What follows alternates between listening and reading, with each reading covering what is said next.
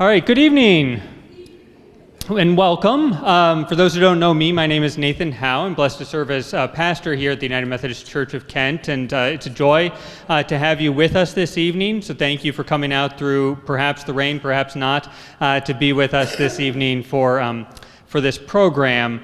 I will say right off the bat, we were planning to live stream this. We're having some technological issues, so we are not live streaming it, but this video is being recorded and will be posted on our congregation's YouTube channel after the fact. So some of you may be watching it after the fact. Our apologies that you weren't able to watch the program live. Again, welcome and thank you for being here this evening. We have a great group of panelists here behind me that will be the bulk of our time together. We will have some time for questions and responses following their presentations.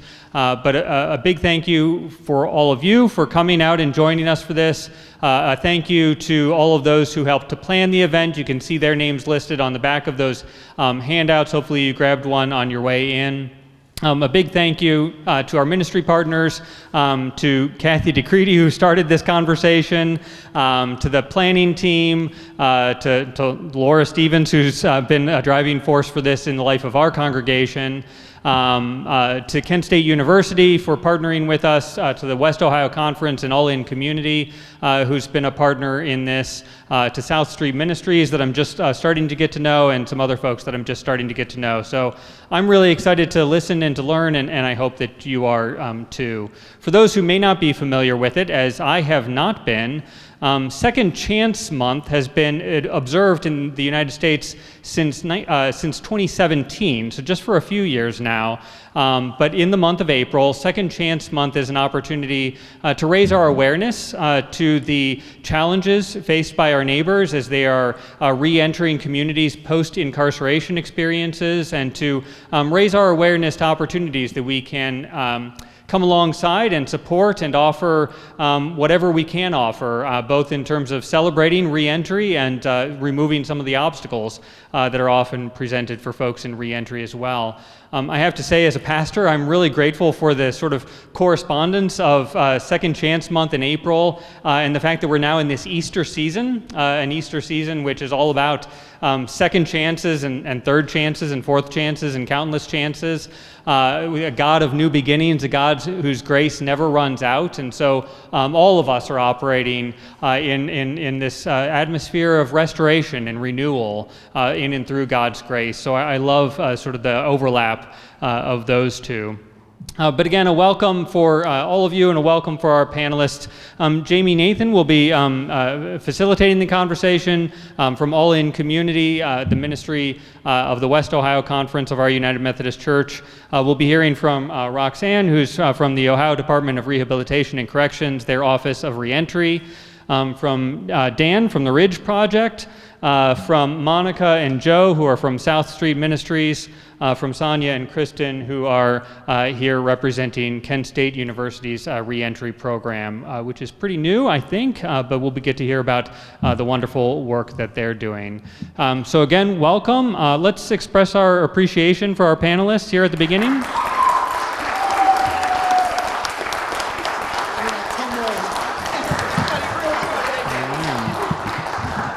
And I'll turn it over to Jamie. Thanks, Jamie. Thank you everyone for being here this evening. We love this full house, and even though we're not live streaming, we know that people will be watching this later, because this is a very important month to all of us who are involved in this work, to really highlight some of the challenges and the collateral consequences that returning citizens, returning neighbors, is what we call them, that are formerly incarcerated individuals. So thank you to Pastor Nathan and the United Methodist Church of Kent for hosting us this evening and providing this opportunity. And as Pastor Nathan shared, I am Jamie Nathan from All In Community, and I'm the ministries coordinator. Just a little bit about All In Community. We were started as a mission initiative through the West Ohio Conference of the United Methodist Church when our current bishop, Gregory Palmer, went and visited Chillicothe Correction Institution. In his time there, he met with some individuals and had a good conversation. And one of the questions that Bishop Palmer asked was, what can we do for you? What can we as United Methodists, as citizens of your home communities, do to make a difference, to make it easier for you when you return home? And one of those people that were present said, do something. Do something. Get involved. Get involved. And right here, right now, you're off to a great start. You are getting involved with your community by being here today, and we thank you for that as we continue our work. This evening, we are providing an opportunity for you to take those few steps forward to enhance your knowledge and to enable you to engage in areas where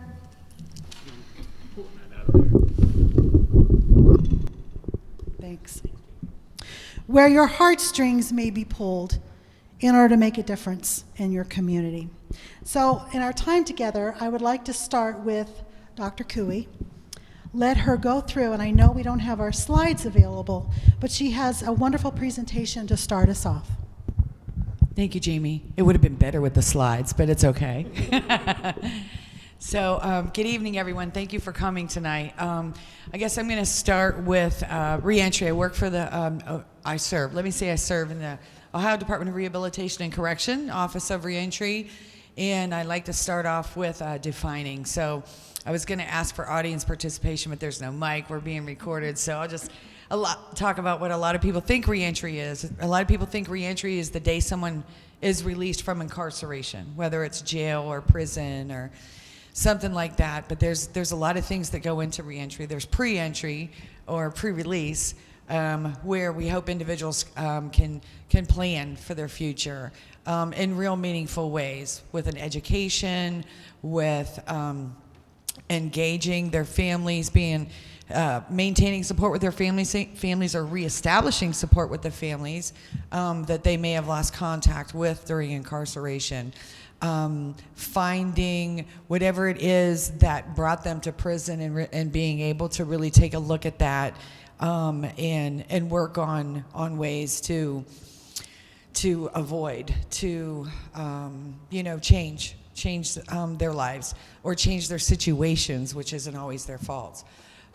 So that's kind of the pre-release. Then there's the day of release, which is not reentry. I like to say reentry is a process. It's not an event. It's not a date on the calendar.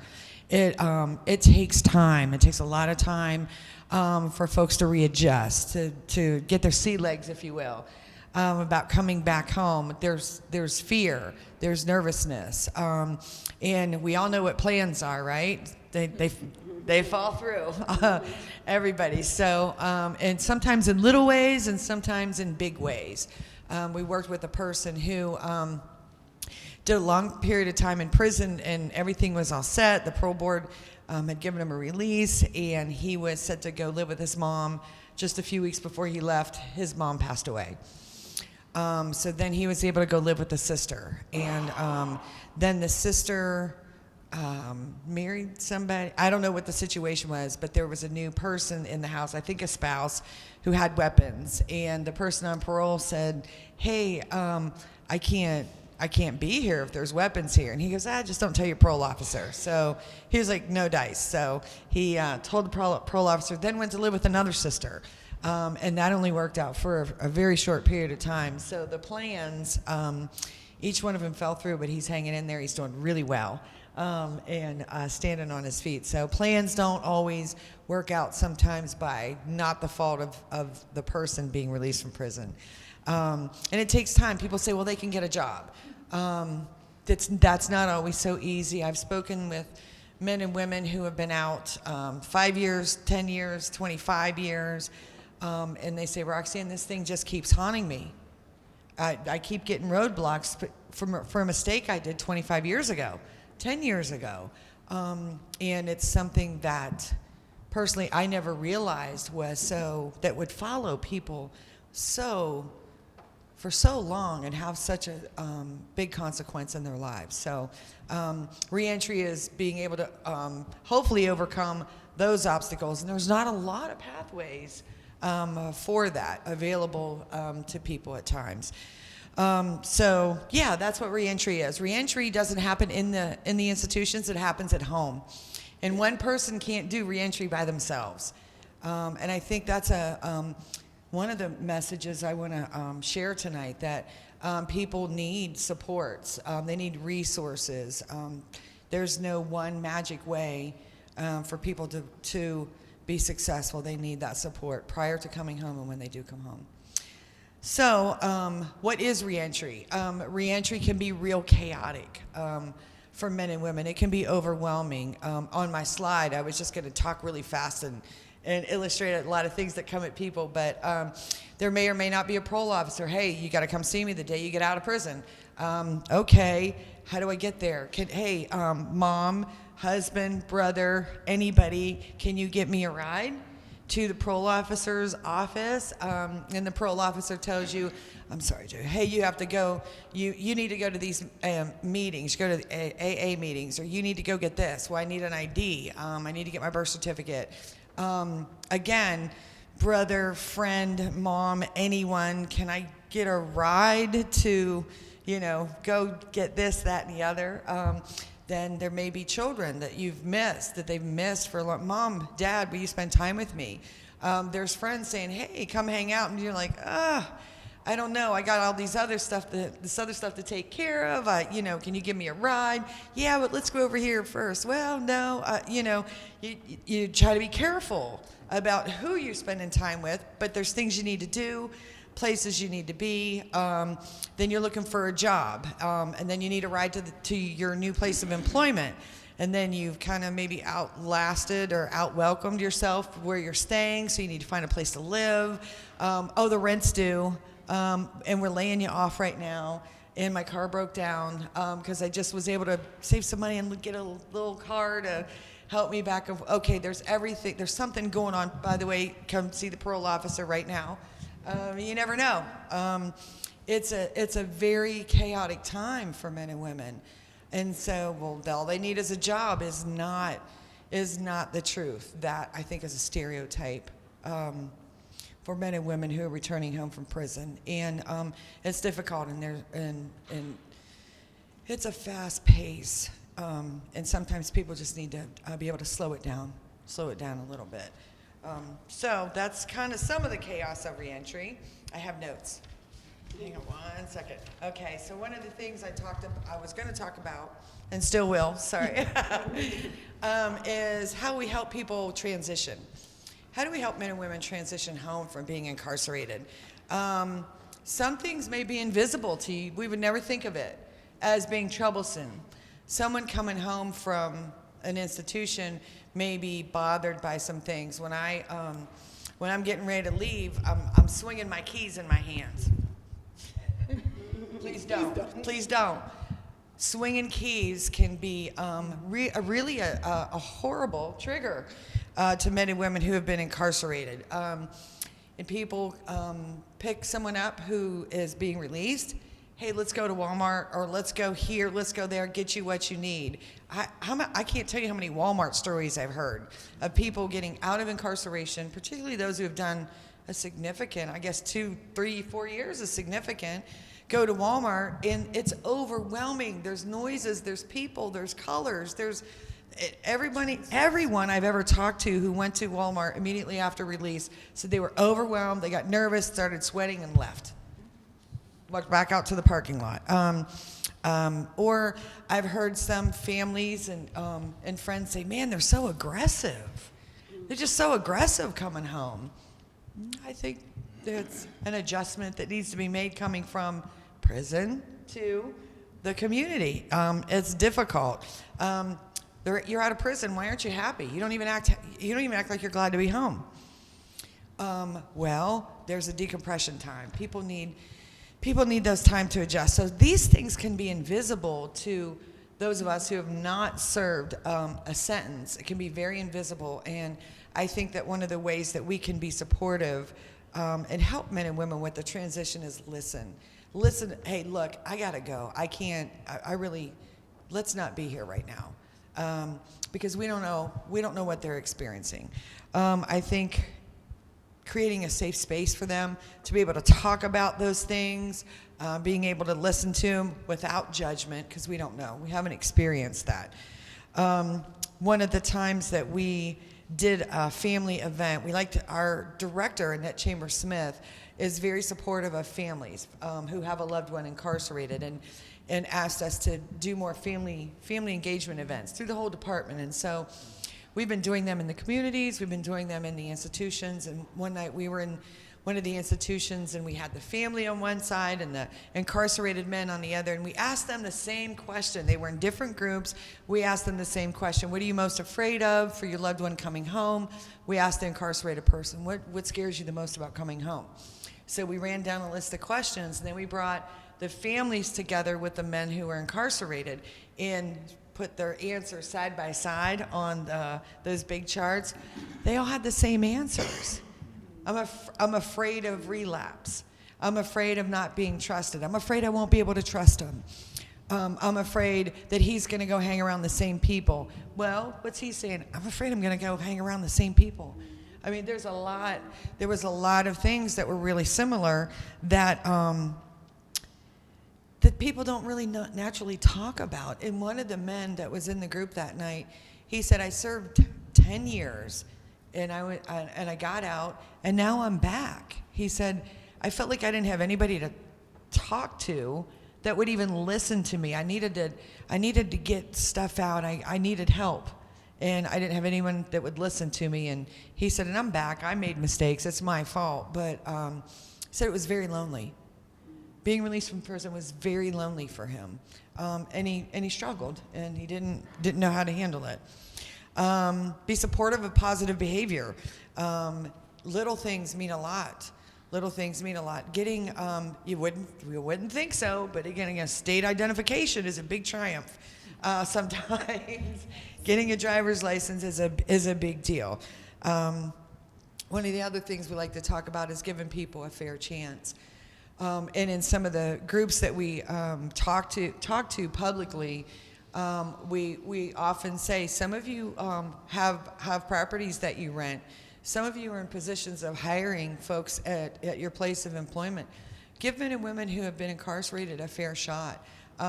There's a lot of things that people learn in the institution. There's a lot of vocational programs, apprenticeship programs. One of the institutions I went to one time, we went to the auto body section of that institution, and just looking at this, it was a Mustang. It was a really cool looking Mustang, but it had a bunch of dents and stuff in it. When the guys came in for class, I asked, one of the guys came up and was working on this car. I said, are you working on this? And he said, oh yeah, check this out. He said, I forget the teacher's name. Doesn't matter, story's not about him. He said, Mr. Frazier's teaching us how to do fiberglass. That he picks up this hood, he's spinning it around, showing me the fiberglass work he was doing on this hood. And he said, and when I'm done, he said, Mr. Frazier took a sledgehammer. He's going to teach me how to do the body work. He was super excited about this. I'm like, man, this sounds really cool. Did you do this before you came in? And he said, no, I didn't know anything about it, but look at this. I can go home. I can take care of my own car now. He said, I have like 3 different careers I can choose from. I can work on cars. I can help people. I can take care of this stuff. He was so excited about what he was learning, what possibilities he had. So we like to say, give him a fair chance, because people can really accomplish a lot in their lives. So, and manage expectations. We're all imperfect people. We all know that. We're sitting here tonight. We know we're imperfect, right? And so there's going to be hiccups. Sometimes there's relapses. Sometimes there's depression. Sometimes there's a real struggle with getting to that next step. Or sometimes there's 2 steps back to go 3 steps forward. I think helping people when we're supportive and help people through that difficult time, I think it's very rewarding, and it's helpful. And I think that's just managing our own expectations and theirs. Sometimes people want to come home and they want to make up for lost time, and they try to rush to do this and rush to do that, and just get lost in that chaos that I talked about a few minutes ago, and help them understand you can't. None of us, if we could, we would. but we can't make up for lost time, any of us. So, yeah. So some of the things that the Office of Reentry does, we work with communities. We work with reentry coalitions, and I'll let Joe will talk about the reentry coalitions and citizen circles, but these are magnificent, amazing groups of folks in the community that help people where they are. They help them with housing, identification, child support, education, employment, you name it. These coalitions are really just an amazing group of people. Let's see. I think I have a few more pages of notes. Okay, so there's one of the things that we like to talk about is there's a difference between helping people, fixing people, and serving people. Okay, good. You know, I think helping, it's not really a relationship between equals. Hey, Joe, let me help you. I can do more than he can, right? That's what I'm insinuating by that statement. I'm kidding, I'm not.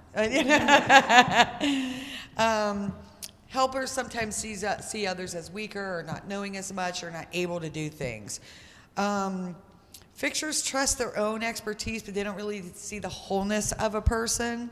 I think if you want to work with this population, with the reentry population, it has to be about service. It's about serving others.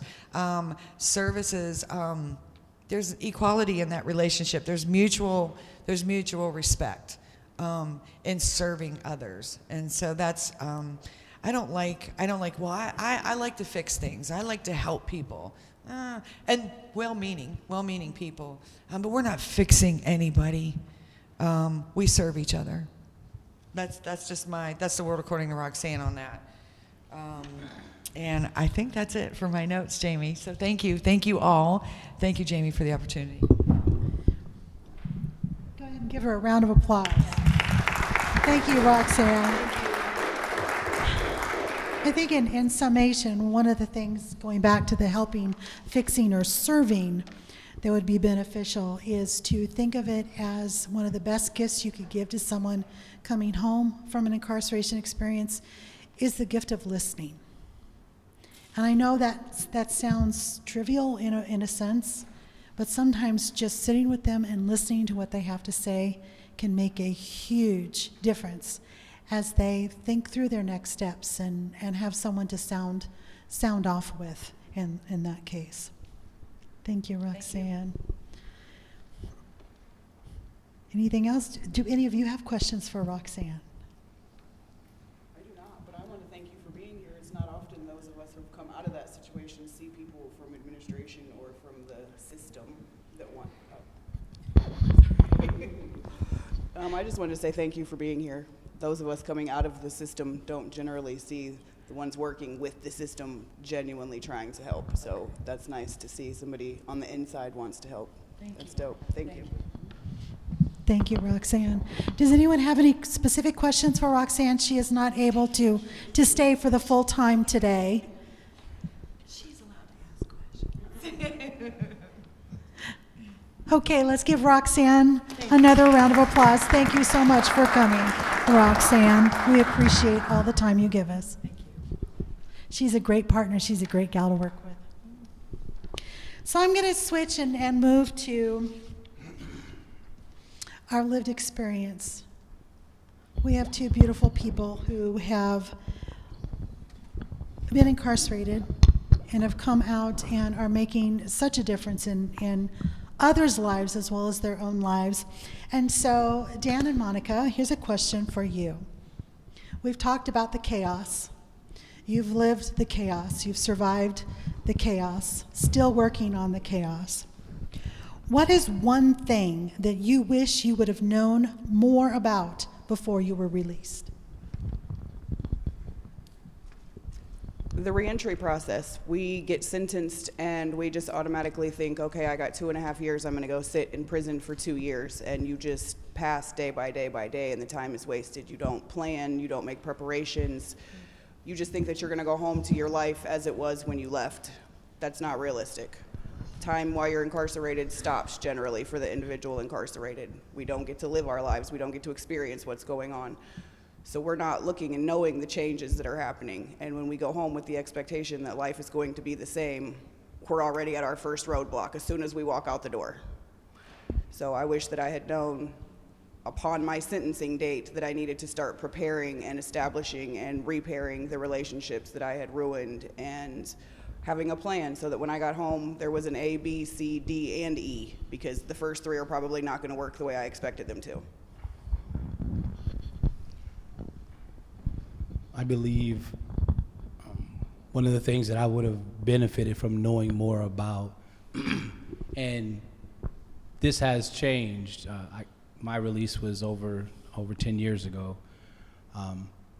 The Reentry coalitions and a lot of the resources that are available.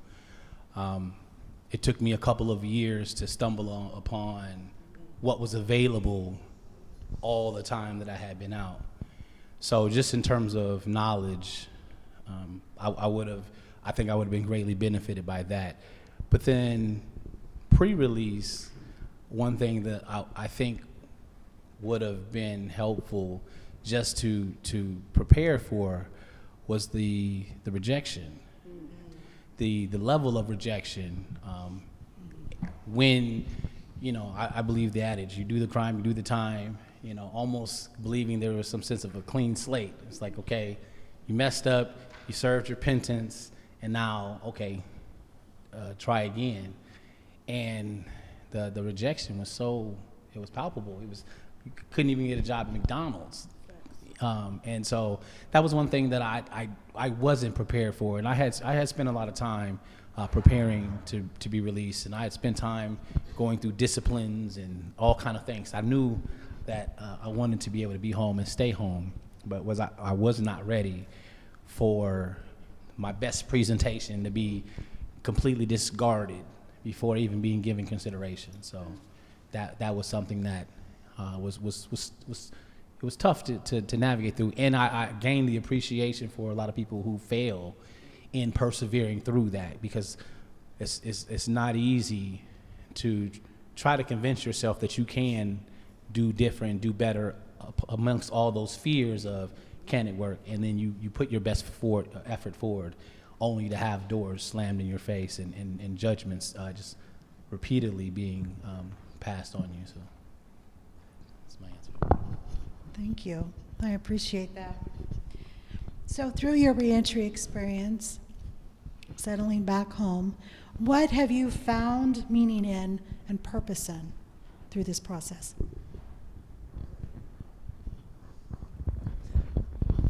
Being able to help others. Everything that I do at this point in my life is purpose-driven. I want to help other people. I know what the experience was like for me. I know that if I had come home to people who had already done reentry and had been home and successful for an extended period of time, it made my transition much simpler. It gave me people who I could talk to about the mental health issues, who I could talk to about the trauma and the emotions and the rejection and the fact that my felony, I went to prison and did my time. I complete parole, but I still have a life sentence of this felony. It's not going anywhere. It will affect me for the rest of my life. That is something that we have to be prepared for, and being able to come home and really help people just get through the chaos. And most of the time it's an internal chaos, it's a mental, it's a spiritual chaos. And just being able to be there for somebody is where I've really found my purpose. I believe that I went to prison at 36 years old to be able to come home and help people. I believe that 100%. This is what I was put here to do. And you're doing that now at South Street. South Street, yes. What is your role at South Street Ministries? I'm the reentry liaison, so I facilitate a peer support meeting for people coming home. In my opinion, reentry is not just from incarceration. Generally, when we think reentry, we think incarceration, but it's rehab, it's homelessness, it's anything that's taken you out of society that you're gonna have to come back from. We all need the same resources, we all need the same help, regardless of what you're returning from. So we have a peer-to-peer support meeting on Tuesday at 4 o'clock. It's Sometimes it's separated men and women, and then a lot of times we do them combined, and we're just there to support people. We talk about our own struggles. I use it as a therapy session for myself most of the time, and just talk about what I'm going through, and I explain the struggles. And even though it looks put together on the outside, like, it's not always together. Life is life, and as hard as it is, it's a little more difficult when you've got a great big red F on your shirt and everybody says, oh, you're a criminal, you're a convict, you're this, you're that. I may have been those things, but I'm not that person anymore. And those experiences and those situations created the person that I am today to be able to come and help these people. And I'm grateful for that. Meaning. I had the fortune to come across once the world of reentry coalitions and all, a couple of years after being released, was presented to me. I had the fortune of getting involved with several, one of which in particular, the Ridge Project. And so they helped me to obtain my CDL. I went on to drive trucks for a couple of years, and then an opportunity to start contracting presented itself, and then to go on as a full-time case manager and facilitator. Now, one of the things that the Ridge Project does, and I know some of you might be familiar with the organization, is they actually go into prisons and teach fatherhood and leadership. And so I began being able to go in and into the same facilities, and it was maybe 5 years in that I actually went back into the very same facility that I was once incarcerated in. And so I have found meaning in being able to not only go into those rooms and to serve as an example.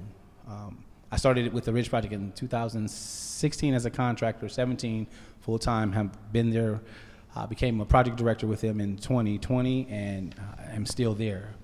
And so my meaning is twofold in that by that it's going in and serving as the example of what's possible. It's beneficial for individuals to see an example, to see that success is possible, when the saying when you're incarcerated is never say never. And that's usually the response you get when you say, I'm never coming back. I'm never coming back is usually greeted with never say never, because the term recidivism, the rate in which people leave and come back, it's so, now, to be fair, Ohio has some of the better averages nationally. I think we're under 30%, which is awesome. But we're talking about 600,000 people being released from prison nationwide every year. And so of that group of people coming home, recidivism is a real thing, which we've spoken about. And so being able to serve as an example to someone who's beat the odds, they do studies, how many people come back in the first year, and in 3 years, and then 5 years. And then it kind of dwanes after that. They don't really track it much because the numbers become so minuscule, so small, that this is where we need to concentrate the efforts. And so I love to be on the outside of the study to tell the guys, listen, man, I've beat the odds, and you can too. But then also finding meaning in opportunities like this to speak to the community and say, hey, there's much that can be done on this side too. And I look forward to elaborating on that.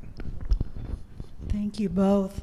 You are truly an inspiration, and certainly why we do this work. So thank you. So we've hinted a little bit about reentry coalitions through Roxanne and then both of our lived experience panelists. So I'd like to turn it over to Joe Tucker first. Joe is with South Street Ministries as the executive director, and you coordinate which counties for Reentry Coalition? So I have the privilege of serving for Summit, Portage, and Medina's kind of collaborative reentry coalitions. ODRC was progressive to say we want hubs in every county that to some extent help coordinate, facilitate, refer, or just do the direct services of supporting individuals that are coming home. So presently it's those 3 counties. We're not looking to grow, and I think Portage may spread their own wings soon enough, but that's the present stance. Ooh, that's exciting about Portage. That's exciting. So what brought you to this work, Joe? I like working with the kids. Okay. Has nothing to do with reentry. So I started with South Street Ministries because I loved working with youth. I worked with kiddos, young adults. One of the phrases I'll use, and you'll hear it a couple times tonight, is proximity. I love being in proximity to folks that Jesus calls us towards. So at the time, like 15 years ago, that was some youth in the Summit Lake neighborhood of Akron, Ohio. As that progressed, South Street acquired a building. This building happened to be, well, it didn't happen to be, it was strategically 1 block from the Summit County Jail and 1 block from the community-based correctional facility, which is like jail light, right? You get out, you get passes, but you go back in, you're still locked up. So I went from working with youth, because I'm responsible and can answer emails proficiently, they asked me to start working on this building as well. So very quickly, I became thrust in this position of my neighbors, the one that Christ calls me to love, were those coming home, were those incarcerated. So without much training or intentionality, just with a lot of love, I began to work, to hang, to kick it, to empower, to serve alongside returning citizens. And I had the privilege of working with some of the most dynamic, passionate individuals, Donovan Harris, Lamar Atchison, who cared about their brothers and sisters coming home and come alongside them. Thank you, Joe. We can tell you're passionate. Thank you for that. Now, Asanya and Christine, through Kent State University, have gone a different route. They are not, in a sense, received a grant from the Department of Corrections here in Ohio, but tell us about what you're doing. Okay, good. Hi, everyone. It is an honor to be here to talk about our prison reentry initiative at Kent State. So last year around this time, we submitted a grant. Kristen and I, Dr. Robeson, we met on a search committee and started talking. And my role at the university, I'm in the provost office. Our office is University Outreach and Engagement. And we are access for everyone, really. And so we have been charged to come up with initiatives for Kent State to be in the community and to engage and to make sure that we're the institution that we want all people to attend or to have a better quality of life. So long story short, we wrote this grant in a matter of, 4 weeks. We got together and we said, hey, we'll see what happens. In my area, we have about 8 million, Patty? But Patty's our grant person back there.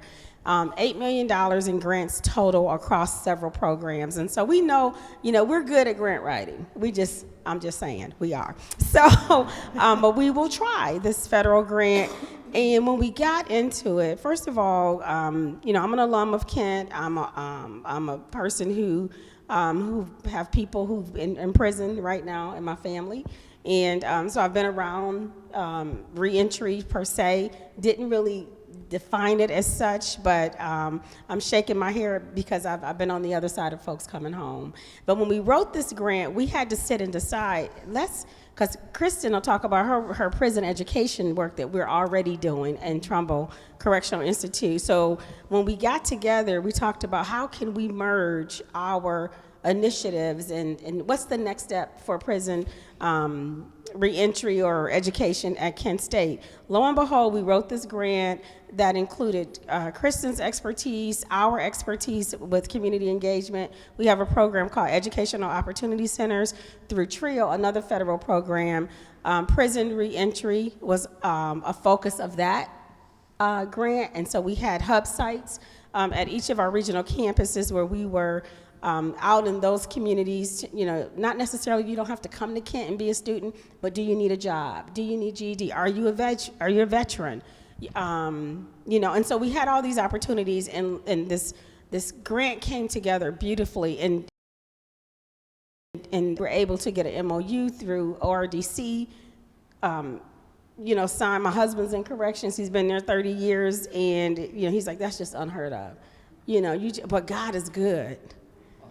God is good, y'all. And I work for Kent State, but I'm saved trying to get to heaven, right? And so we prayed about it. We prayed like I was, we're gonna do this. I just felt in my spirit this was the right thing to do. And luckily we had the support of our leadership at Kent State. You can't just write a grant on your own. We go through research and sponsor programs. The provost got to sign. We got to get letters of support. The village has to be supportive. And, we just thought, okay, we're going to try it, but there's no way we're going to get an MOU. There's no way we're going to get all these letters of support, and I mean, we got court systems that signed on, Oriana House signed on, all of our cabinet members, that we think that we needed to have a part of it, they signed on. And so when we got this beautiful plan together, I think we were amazed, Kristen, and we have some of our team members in the back that, this is good. But I don't know, it's our first time applying for Department of Justice, but we have tons of Department of Education grants in our area. And I'm a grant writer, our team, our researchers, Patty's in the back, Kristen knew, she was the expert on the team, and I said, you know what? We're just gonna try it. These people, reentry, are people here, listen, if we don't help them, who's gonna help them? Serve them, serve them. Serve them, not right. I see I'm still learning the language, y'all. I'm just saying. But who's going to serve them? And it is a servant matter. I agree with that 100%. You can't be in this space and not be a servant and have a servant's mentality and a heart. So we did that, and we are, I'm the person that they will tell you, I'm the taskmaster. I just like to get things done. And so we are moving, and you have not because you ask not. I will ask anybody for anything. And I don't often get a no. I just don't. When I do, I'll say, well, why? But anyway, we are already so far ahead in our planning. Part of the DOJ requirement is that we have a year of infrastructure building, and we build our team. We have already done a lot more than was expected since October 1st. We were awarded October 1st, $900,000 for over a 3-year period. As of today, we have an offer out to a lived experience person who is going to be our coordinator. Never thought that he would be able to work in a position like this. And Kent State is one of the friendlier hiring authorities to folks who have been impacted by the justice system. And so our institution will hire folks with felonies. It's a case by case. It's not a blanket kind of system that we have at Kent State. And lo and behold, we are able to share, just things like that to tell people, you can work at Kent State with a record. It's a big deal. And if I'm just saying, it's Kent State, tuition, benefits, retirement, those kinds of things. Just the quality of life. And so we're in this thing, to serve. And that's going to be our next slogan. We're in it to serve. So we appreciate the opportunity. Kristen. Yeah, I'll just talk a little more about the grant specifically. So I don't know if you all are familiar with Kent State, but we have a regional system. So we have campuses all over Northeast Ohio, and what we propose to do, and what we're going to do now that we have the grant, is we're going to use these TRIO educational opportunity centers as reentry hubs. So individuals who are either leaving our prison program, we have 2 prison programs in Northeast Ohio, by the way, and any individual who's leaving prison and reentering into Northeast Ohio, one of the counties where we have a campus, can go contact our reentry coordinator at one of the reentry hubs and get supports. And so obviously Kent State is good at some things, right? We have skills around education and workforce development, micro-credentials, certificates, degrees. So if an individual wants to start or finish a degree, obviously we can help them with that. But we're also partnering with a lot of our community partners all across Northeast Ohio for wraparound supports, recognizing that housing and jobs and getting your ID and drug and alcohol, or substance abuse kind of issues. There's all sorts of great partners who are already doing amazing work that we can partner with because we don't do a lot of those things. So we're really excited to have this grant. And I just wanted to say, I don't know how many of you are familiar with the California prison system, but during the tough on crime era, they built the biggest prison system in the world, essentially. They did the 3 strikes and you're out, and all of a sudden they had way too many prisons and way too many of their, if they were a country, they would be a country that incarcerated the most people in the world, essentially. So they decided they needed to focus on reentry, and they created a program called Project Rebound. And Project Rebound is located across the California state system, and it's basically kind of what we're trying to do. So we're really using them as a North Star. Can we borrow from what they're already doing, and how can we make it our own, and that we are a Northeast Ohio specific educational system. And so we're really hoping to emulate them, but also add our own little flair to it in the ways that is valuable to Kent State. So we're really looking forward to doing that work. Thank you. Amazing. Federal and state funds to this purpose. I have a question for the lady from the State Department of Corrections. Is basic literacy a problem? Because I've heard so many stories say, people are in jail in the first place because of their lack of education or their lack of ability to be educated because they have extreme literacy problems that may result from something out of their control. So is that a huge roadblock for people re-entering to try to get some education and literacy? Or is that not a big problem? No, it is. So do you I- want to repeat the question? What's that? Do you want to repeat the question? Is literacy a big roadblock for the men and women in prison? Is that a good? And because I mean, when they talk about the transition to college education, Yeah, yeah. Now, I wish I knew the numbers, but I don't. I don't work in the education department. But I can tell you that people who are coming into the system, there are men and women that come in. They don't have a GED, and they're not close to being able to earn one. So there are those programs. Anyone who comes in under 22 years of age, it's mandatory. And if they don't have a high school diploma, it's mandatory. So there are efforts to help men and women. There's tutors. Men and women who are incarcerated can be trained to be a tutor to help somebody learn how to read. Monica, you were a tutor. Yep. And so help men and women, become literate and really just move forward. Yeah. Yep. So thank you for that question. I hope I answered it well. Can I just add to that? And so we have 2 prison education programs, and I will say that at Trumbull Correctional, which is the state prison that we're in, they do a great job of moving people from the GED to Sinclair Community College, which is out of Dayton. They're the associate degree granting institution at Trumbull Correctional. And then if they make it through there, sometimes they leave and go to another prison, which we totally respect. But if they stay, they can get the bachelor's with Kent State or start the bachelor's. And I'm really impressed with the education department because they do make an effort to move people from GED to community college if they want, or maybe elsewhere.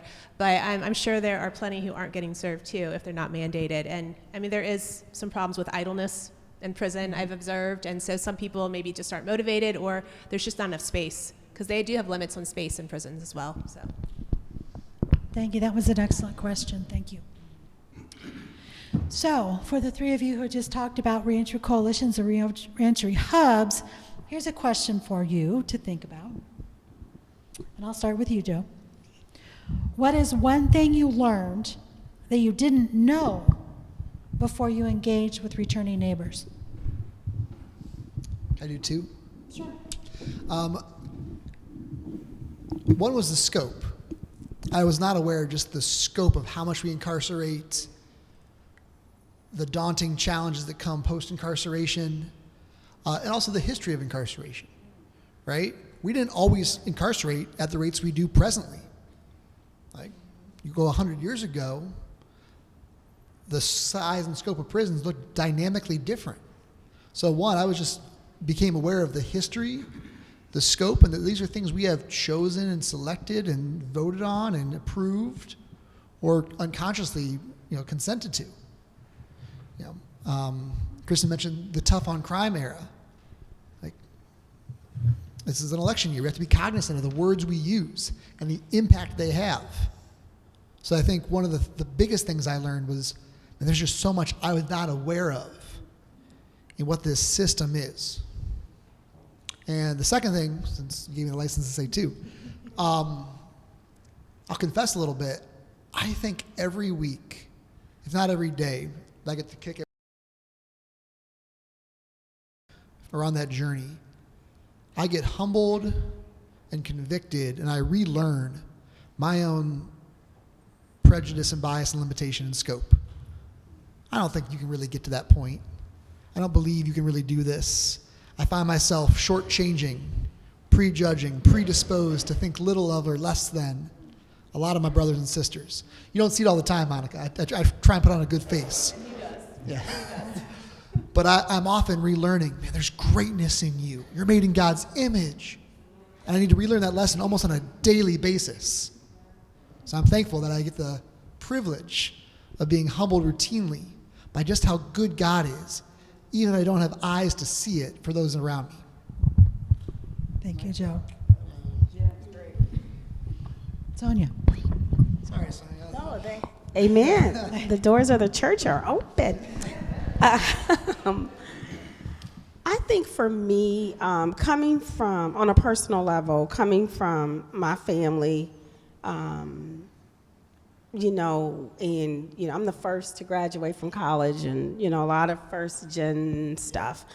And so a lot of, folks who in my family who went to jail and came out, I think for me, until I visited TCI, and I mentioned to you all that my husband has been in corrections 30-some years. He was juvenile detention for 24, and the last 6, almost 7 with the adults. And so just, I would hear, this knucklehead kid, some folks we knew, or, and now they're the knucklehead adults that he's seeing, if they haven't successfully, re-entered. And I got to TCI for my first visit a few weeks ago with Kristen, and I can remember as a little girl going to Mansfield Penitentiary to visit an uncle, but we were like in this little space, right? The old Mansfield, yes. And I can remember us being in the car driving, from Toledo going to see Uncle Dwayne, and but when I got to TCI, because we were right with our inmates, I was in shock that you could do that, number one. And Kristen did a great job of preparing us what to wear. We got all the rules, no jewelry, all that kind of stuff. But for me, it was so sad. I'll tell you why. Because in my mind, I thought it was more African American people. It was way more. I wasn't going to see a lot of Caucasian and white people in jail, in my mind. And I'm telling you, not only was that, and I said when we went to lunch that day, I said I was just amazed by that, at the numbers. I was expecting to see a lot of African American, black folk in there, and then when and then the age, that I think took me. I couldn't believe how many older men were in prison. Now I know they go, but to be there and to see it and to be, this close, we just did a tour, but, and I also saw a lot of movies, right? Because I'm thinking in my mind, we're not going to be, that close, right? Shawshank, right. But all I could do is have compassion. And I just wanted to, how are you doing? In my mind, like, you good?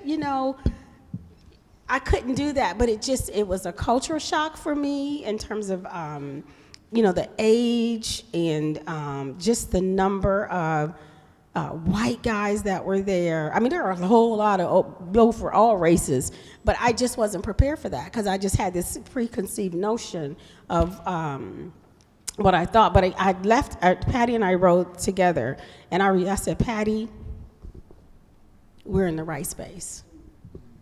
We're in the right space, I said. And, because I've worked with young people and seniors and that kind of thing.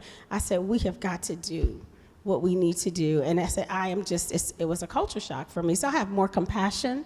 I can't just sit and have people dismiss a population, like they can do better. It's up to them, and, it's their fault. No, it's a lot. Societal things that we need to do differently. And so that was I just have more compassion than ever, you know, and so, I mean, I want to go back, and I mean, we are going back, and I don't know, I mean, we got all our programming and things, you know, we've been gracious to be a named partner there, to be able to go in and continue, you know, what Kristen is doing, and I just want to make sure that we are there for the right reasons, and that we're making a difference. So I've been doing this prison work since 2010, primarily in education, teaching college classes.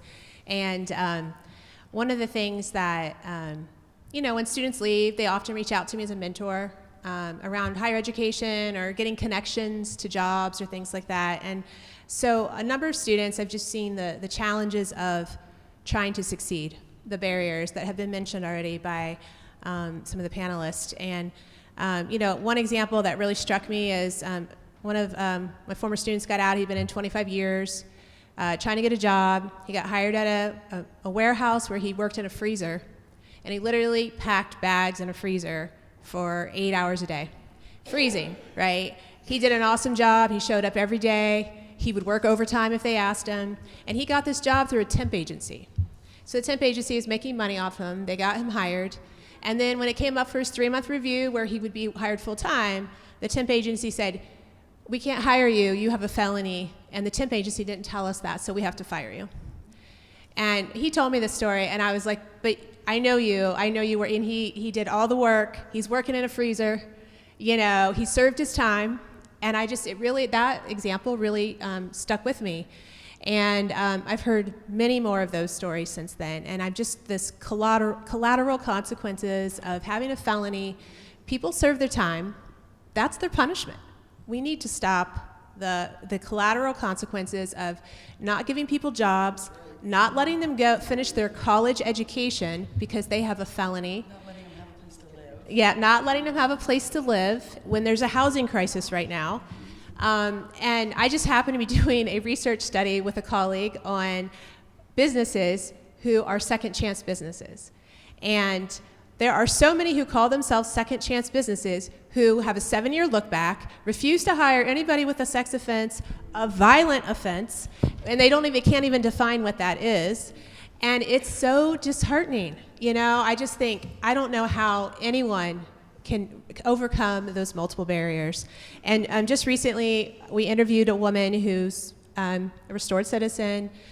She's a dean of students at a leadership institute.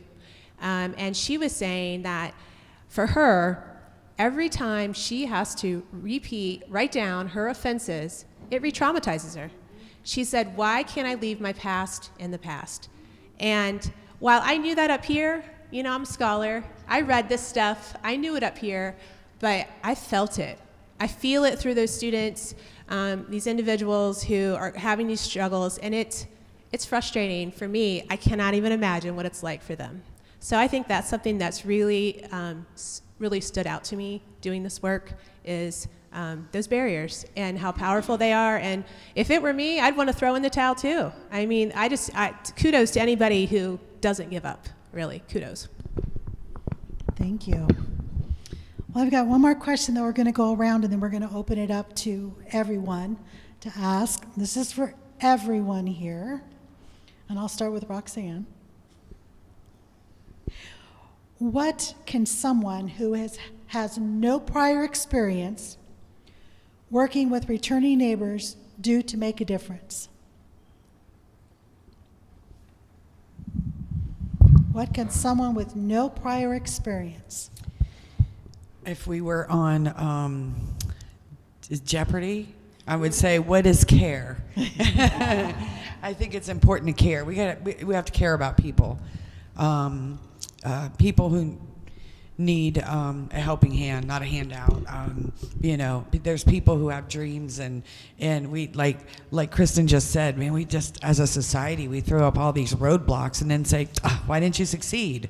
We have to care. We have to care about their experiences and knock down those barriers so people can walk the journey that God intended them to walk.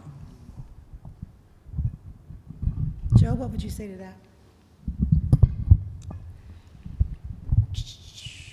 For those of you that have just not touched reentry before, I would say get proximate, be close to it some way, somehow, right? So find that soup kitchen, find that church program, find that Uncle Dwayne, whatever that circumstance may be, get proximate. Assess policy, right? You heard Kristen talk about all those limitations. If you have places where you have agency, where you have authority to change policy, or your vote counts, utilize it. So get proximate, assess policy, and be philanthropic. That's 3 Ps. I don't play around. Give your money to those that are doing it. Give your money to returning citizen-led efforts. So, proximate, policy, philanthropy. Sonia.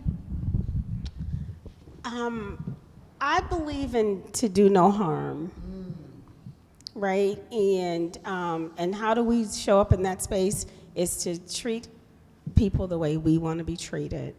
And this is what I know as a believer, just living this Christian life. We know that we have all sinned and fallen short of the glory of God. And we all got something that we're not proud of. Filthy rags, right? Filthy rags. And the grace and the mercy that has been shown towards us is what I would want us to do as we're entering into the space of reentry. We've dodged some bullets. That could have been us, perhaps. And so to do no harm, and if you're a homeowner and you got apartments and you got jobs, allow folks an opportunity. They gotta live, they gotta work, and so I would just to do no harm. To you, Kristen.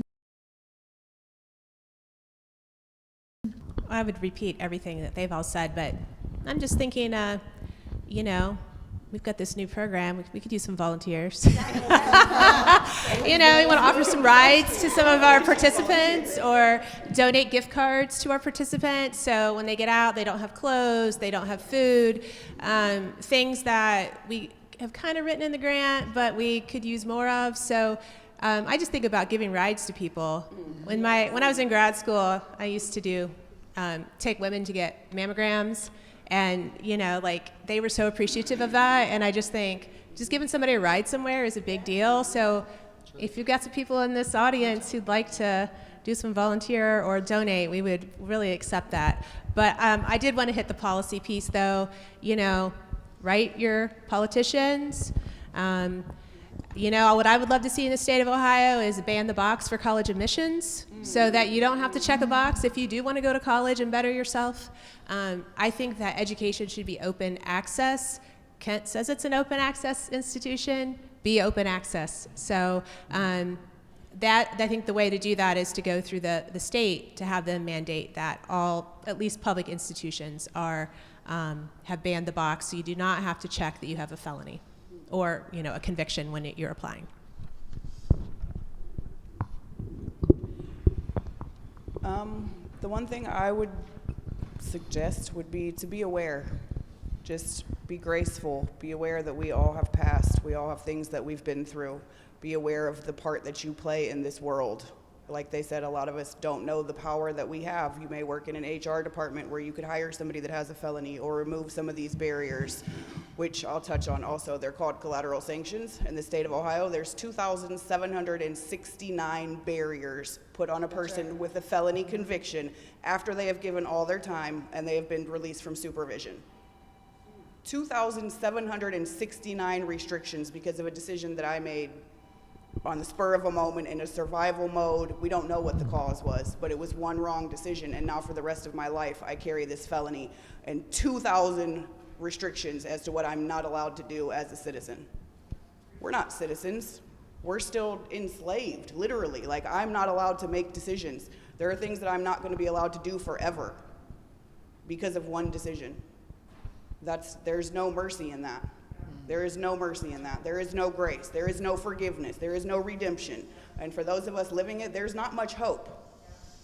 So my biggest thing, if somebody wants to help that has no interaction in this community, I would just say be aware of what part you could play. If you to rent rooms, there are all kinds of community services providers that would be willing to step in and say, hey, we'll take that on. We'll help you get through this. We'll make this a thing. Like, that's what we need. That's what we need is awareness, compassion, grace. We just need people to understand that we're not perfect and we're never going to be, but we have changed.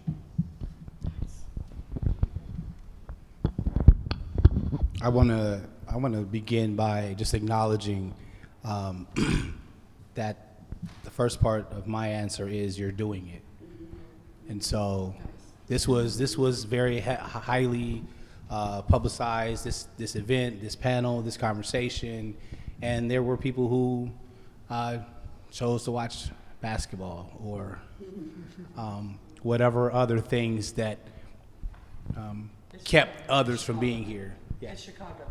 Chicago night. And so I want to acknowledge that this is the first step of how do I become involved? How do I make a difference? You do things like this. You host things like this. And this is where the awareness happens, right? There's a lot of passion, there's a lot of experience, there's a lot of engagement that is being presented to you all. And even right now, I see the nodding heads, I see the agreements, I see what's happening. You're responding to this information. And so continue the conversation. And then secondly, there are so many opportunities to get involved. And so the representatives from Kent State have talked about this. They're looking for volunteers. They just got this grant. There might be some employment opportunities there. And so reach out. The All In community, they have a whole litany of programs, hope letters, simply just letters that you can write in small groups to people who are incarcerated, just from the safety and sanctity of maybe right here in this congregation. Write some letters and send them off, and you actually get training and instruction on how to do this.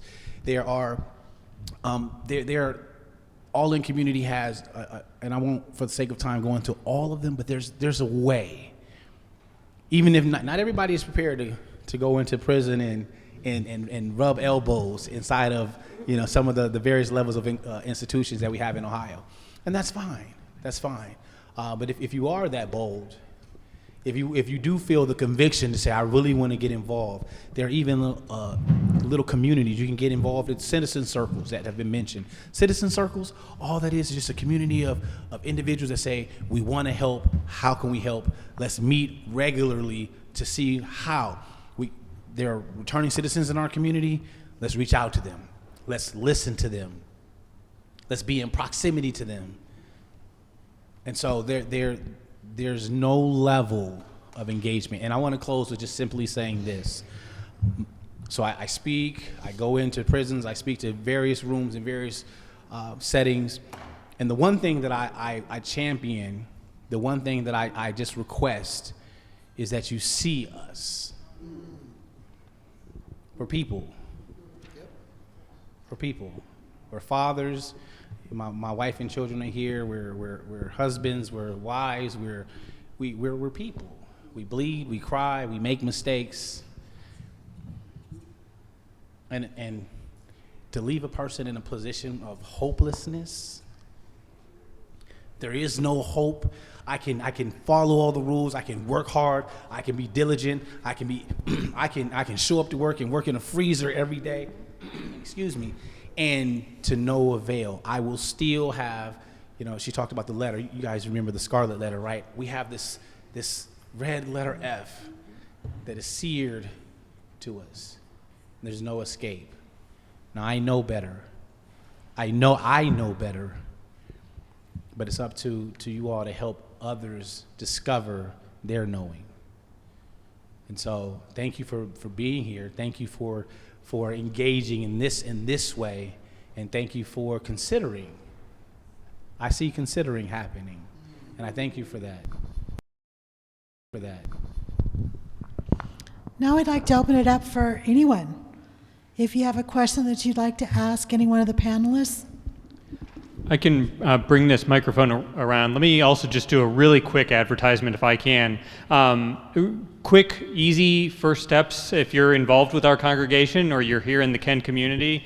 Throughout the month of April, we are collecting a new or gently used professional attire for folks. It will go to the County Clothing Center, but specifically it's for folks who are re-entering the community and who may need that attire for job interviews and other things like that. So we're doing that throughout the month of April. In a couple of weeks, our children from our children's Sunday school are going to be asking for donations, financial donations, and those financial donations will be directed toward gas cards and bus passes, again, for folks re-entering the community who may have those transportation needs. And then the third really easy opportunity is those hope letters that were mentioned.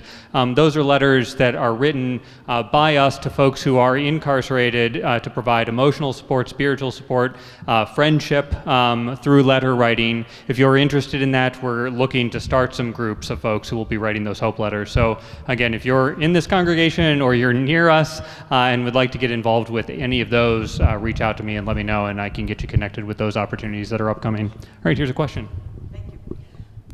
I had heard the other night that in Ohio, former felons, former incarcerated people are allowed to vote, but they didn't know what the restrictions might be. And as we've all probably heard, the extremely burdensome and ridiculous restrictions they've made in Florida, which make it almost impossible for anyone who got out of jail to be able to vote.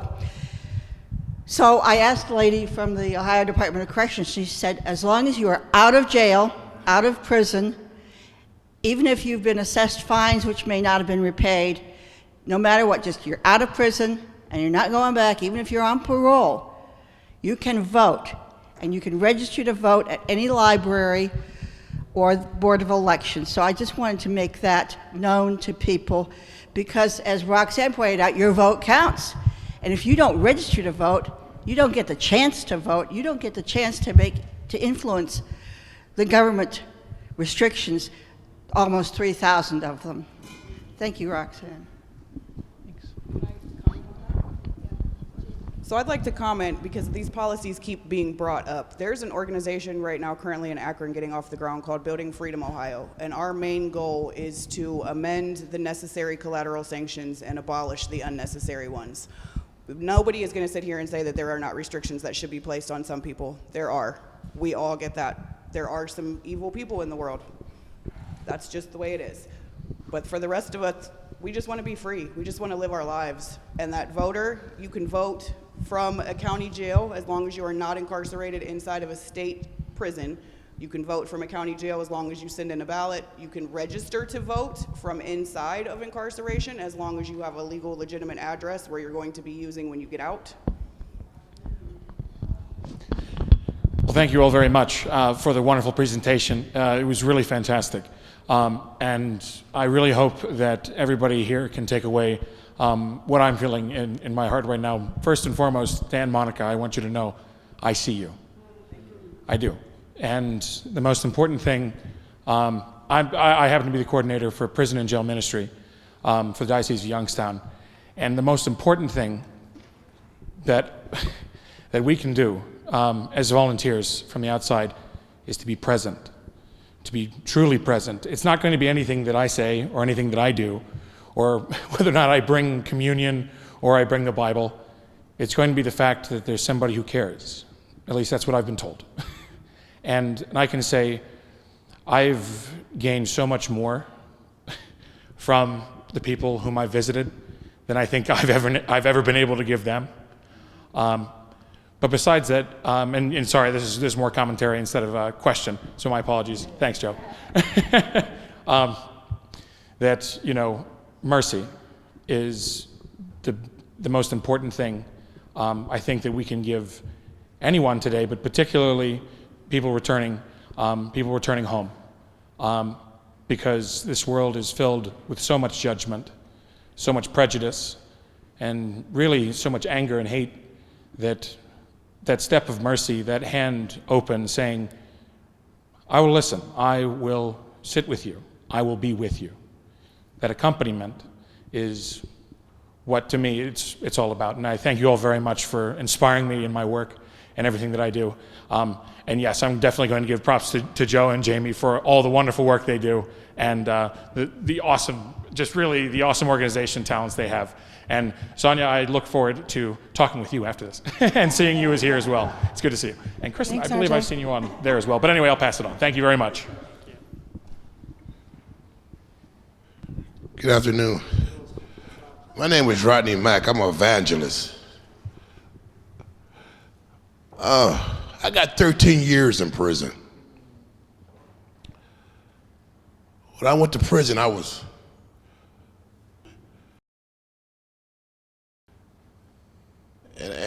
cried out to God, and I said, God, I don't want to go to prison. You know I didn't do the crime. I know you know the truth. But I heard a voice say, I tried to get your attention many times, but you wouldn't listen. See, a lot of people don't understand, but if you read the word of God, God used prison as he called it chastisement. He chastised the people who he loved. I'm glad I went to prison for 13 years. I got the Holy Ghost. I got the gift of tongues. What I figured out in prison, that I seen so many, like the lady said right there, and that bothered me. That's what bothered me too. When I seen all these old men just walking around aimlessly, like they ain't got nothing life to do in the world. I told myself, no, I ain't gonna live like this. So I was sent to Marion. Anybody know about Marion prison? I was sent to Marion prison. And at that time I was sent to Marion prison. This is true what I'm about to tell. At that time when I got sent to Marion prison, the supernatural, natural power of God's hand was hovering over this prison. And if anybody know about Marion, about 6, 7, 8 years ago, Marion used to be the mother prison of all prisons of the state of Ohio. Why you say that? Because Marion prison had every program in the world. If you want to know how to tie your shoe, they got a program to tie your shoe. They had just created so many programs. And all the friends I met in prison, they would go outside and play basketball, walk the yard.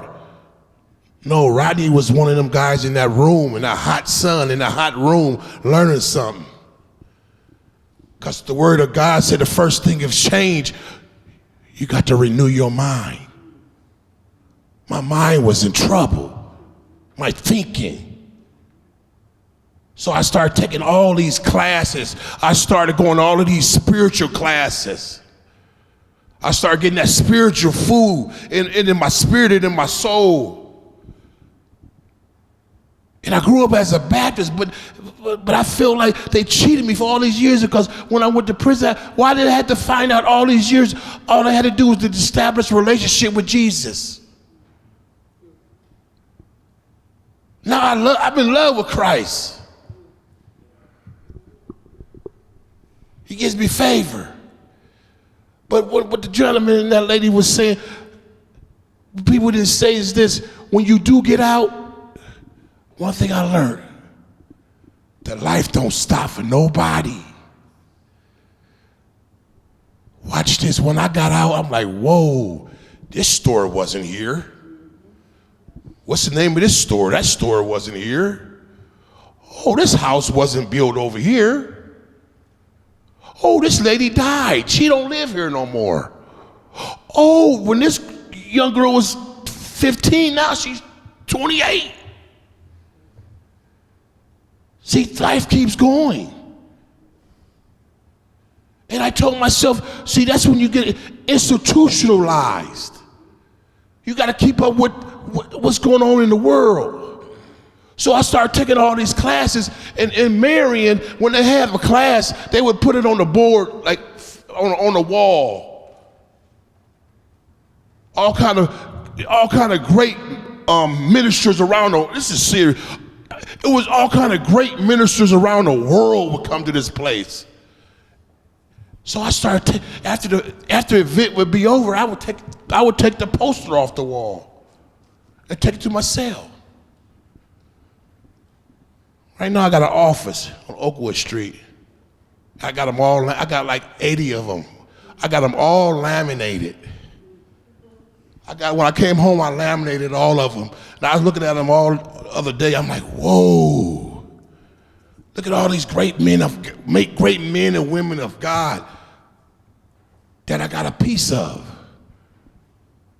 See, one thing when we do our crimes, we don't know ourselves. What helped me when I was incarcerated, I had to first thing, I don't care who you is, you have to repent. I had to get down on my knees and cry out to God. God, I don't want to be like I no more. Mold me, shape me over, make me over. Oh, hallelujah. I could tell you some stories that make this church shake.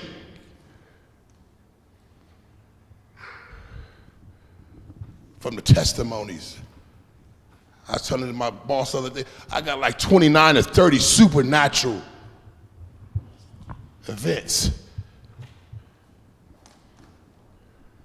Today I have to help 2 or 3 people a day. That's my food. If I'm sick, I'm still going to help somebody.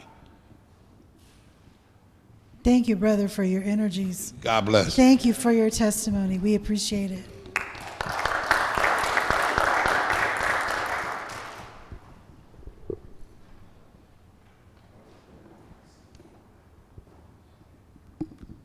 I would like to thank Kent State for being involved. I've been going into TCI for 10 years now. I go in every Monday and Wednesdays. And what you have done in giving the men hope with an education. I have 6 men right now that are getting degrees. I have 1 man that's going to be released in May, and I'm pretty sure he's going to be walking with the class at Kent State. And I'm going to be there to be with him. So it's really encouraging. And you had asked about their education and that. The group of men that there's about 30 men that are in my group on Monday nights, and they all help each other. I do prison ministry. I'm with the Diocese of Youngstown, but it's not just religion, it's teaching them to read and write and to help them to better themselves, even physically and mentally, mostly mentally. They have to be Dr. Jekyll and Mr. Hyde. When they come into that chapel, they can be themselves. I've seen men 6 foot tall break down and cry and not one person laugh or anything. You can feel the emotion and how everybody works together. And like I said, the program that Kent State brought in there for their education, it's given them encouragement and hope as well. So I thank you, and I'd like to get more involved in that as well. Thank you.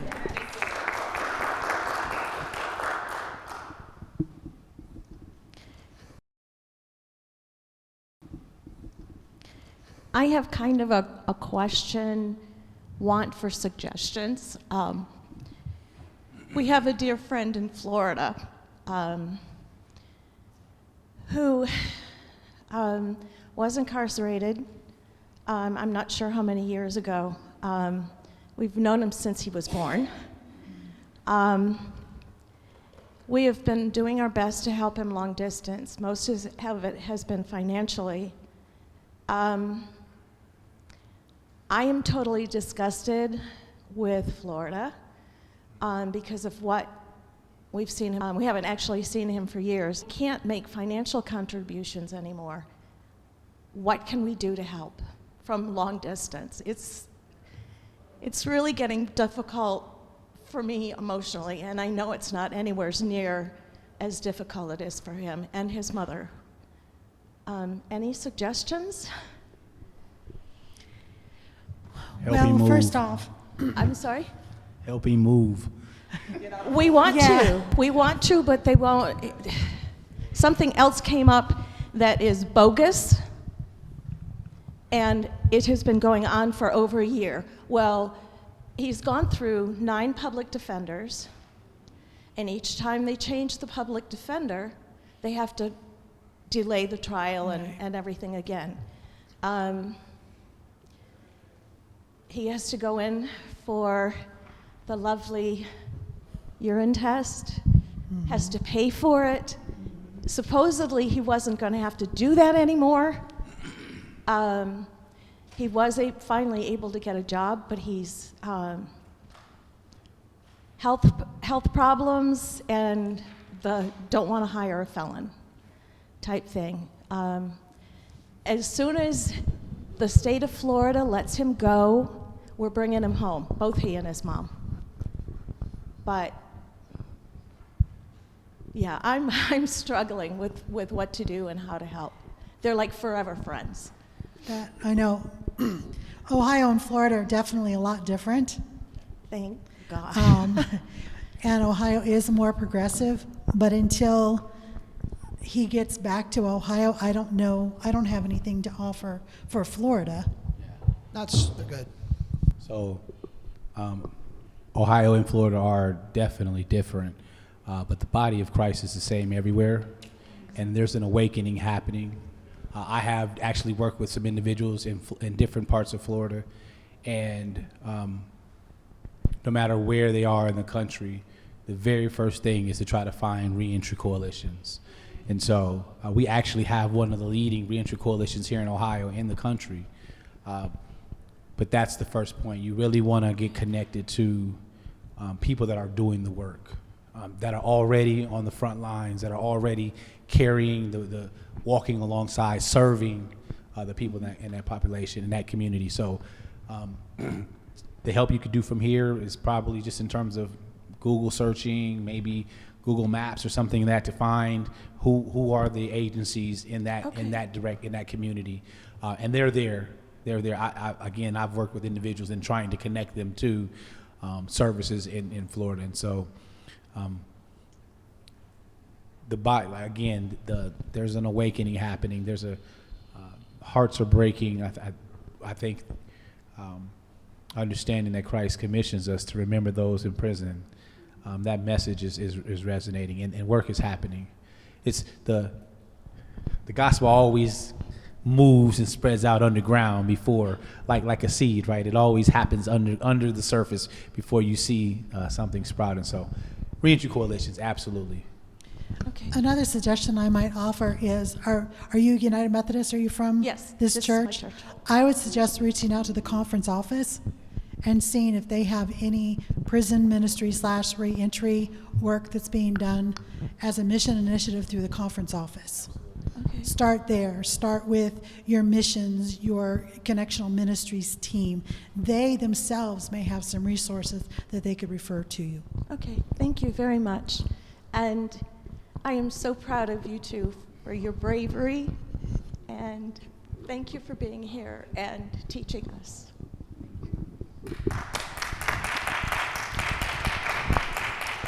Any other questions?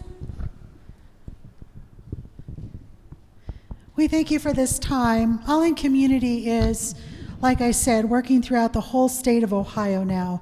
We are so pleased to be in this work.